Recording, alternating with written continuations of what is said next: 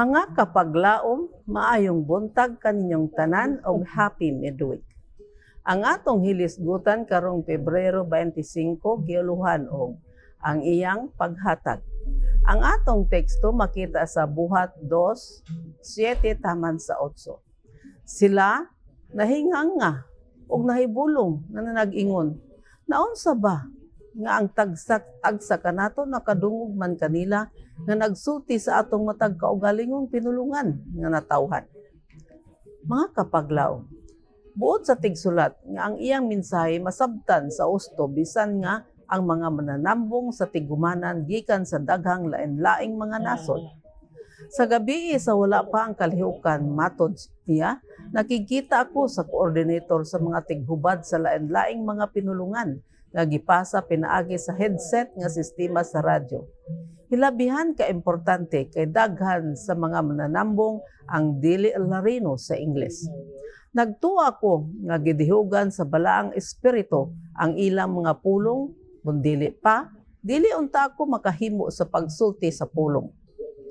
Sa katapusan sa iyang yutanong ministeryo, si Jesus misaad sa iyang mga disipulo nga sila makadawat og gahom gikan sa ibabaw aron sa pagmantala sa maayong balita ni Jesus ngadto sa kalibutan. Lucas 24 versikulo 46 taman sa 49. Ang mga sumusunod ni Jesus nagpaabot nga mahuman ang saad. Sila naghiusa sa adlaw sa Pentecostes og sa kalit. May miabot nga dahunog gikan sa langit ingon sa huros sa makusog nga hangin.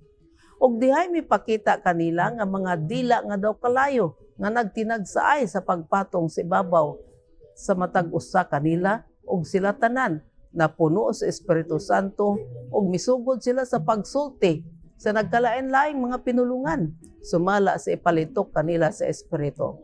Buhat 2:2 taman sa 4.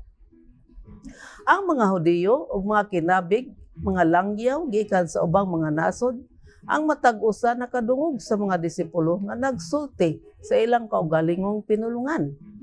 Mahanduraw ba ninyo ang kahibulong sa mga nananambong? Ang matag-usa nakadungog sa ebanghelyo sa ilang kaugalingong sinultihan.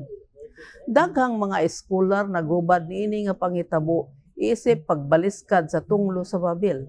Sa diha nga mga tawo wala mosalig sa Dios ug naghuna-huna nga labwan siya pinaagi sa pagtukod sa usa ka turi aron makaabot sa mga langit. Gilibog sa Dios ang ilang pinulungan ug dili na sila makasabot sa usag-usa.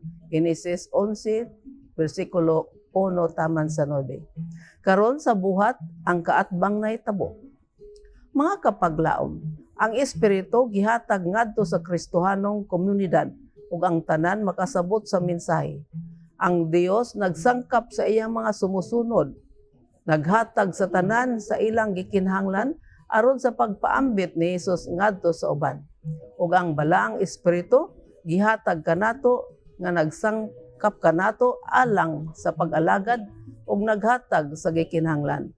Ang espiritu magpahimo kanimo ug kanako sa pagpaambit ni Jesus sa uban. Saligi ang iyang gahom ug ayaw ka mahadlok nga gamiton sa Dios. Mag-ampo kita. Diyos ug may gugmaon namo nga amahan sa langit.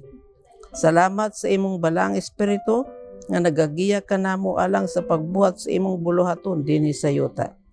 Nagaampo kami nga among ipaambit si Jesucristo sa uban nga walay ko kahadlok kay ang imong espiritu maoy magasangkap kanamo sa ngalan ni Jesus. Amen.